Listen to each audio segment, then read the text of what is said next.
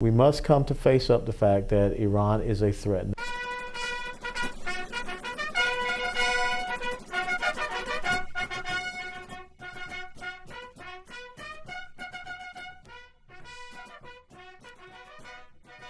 Guns Patriots were concerned with personal security, but also national security. Mm-hmm.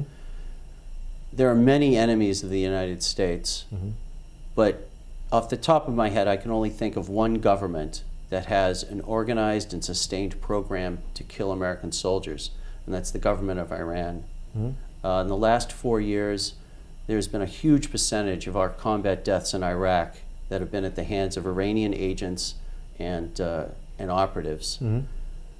I even saw in WikiLeaks that within the last 2 years, our soldiers had firefights on the Iranian border with Iraq.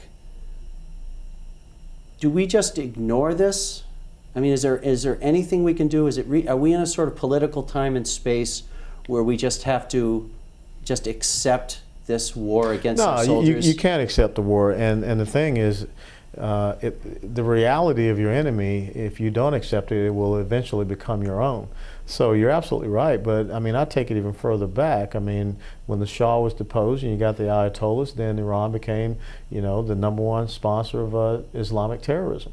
And before there was Al-Qaeda, there was Hezbollah, who had inflicted the most damage against the American soldiers and Marines and terrorist actions. And everyone knows Hezbollah is nothing but a proxy army of Iran. So I think that if we continue to put our heads in the sand, we will expose a certain part of our anatomy, which is what we're doing right now.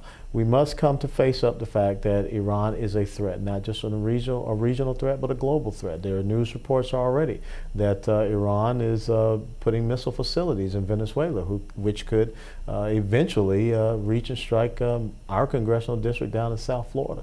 So now is the time when you have, strong, resolute leadership that shows strength and not weakness, and that's what we have right now in our country. And that's enabling some of these countries, such as Iran, to continue on the path to not just destruction of Israel, but the subsequent destruction of the United States of America.